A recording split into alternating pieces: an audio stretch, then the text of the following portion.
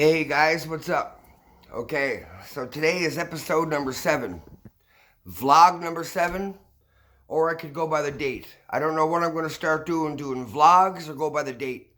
But I don't think episode is the right word for what I'm doing because I'm not creating a sitcom here, right? I'm doing an actual vlog. So I'm going to call myself doing vlogs, okay?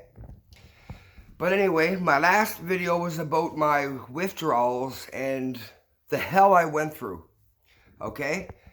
I told you guys about all the hell I went through, the scariest time of my life.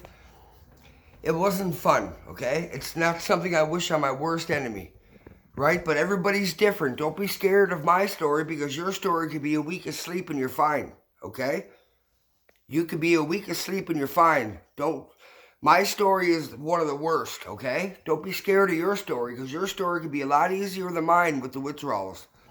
Some people don't have them as bad as I had them. So don't ever be scared to try, okay?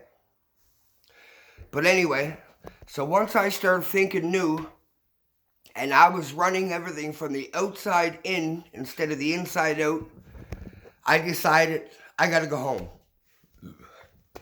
I gotta go home.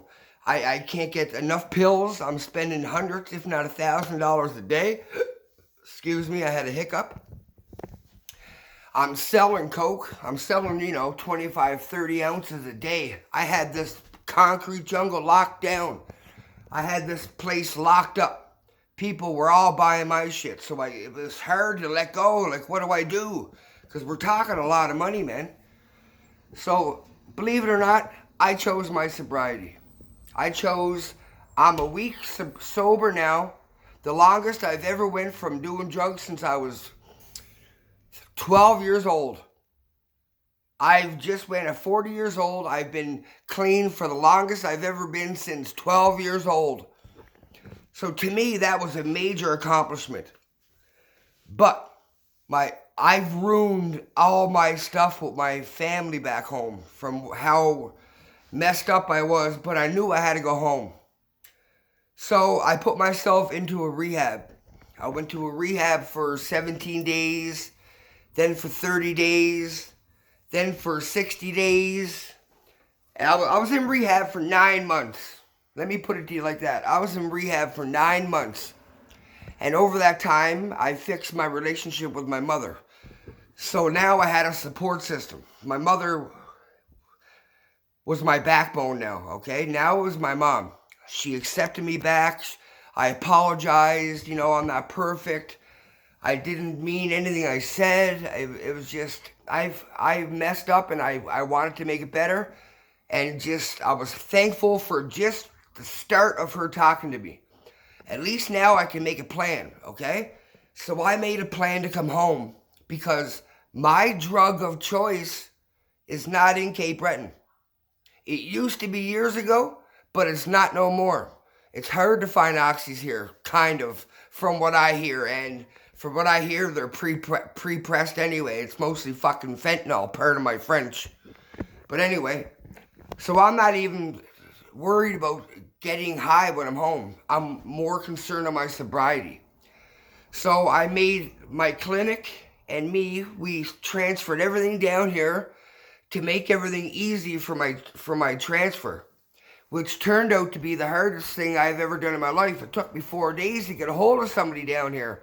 My doctor up there said, "What's wrong with the freaking system down there? 4 days for a doctor to get a hold of an emergency patient transfer?" It was ridiculous. I couldn't believe it. But anyway, after about a week, I got all my stuff transferred down here. And then I worked on coming home. I worked on making sure all my finger puppets and my boys were safe.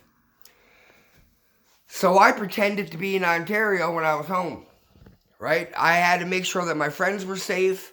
And without me being there, they wouldn't get murdered or shot or whatever. You know what I mean? So I made a lot of phone calls to my boys and connects, and I made everything okay, right? So I basically handed off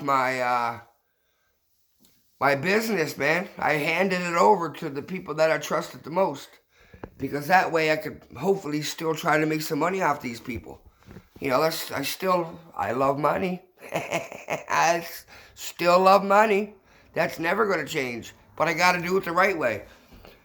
But anyway, yeah, so I came home and, I transferred. I did all my stuff. Now my hardest part is just staying and watching and looking and paying attention for my triggers.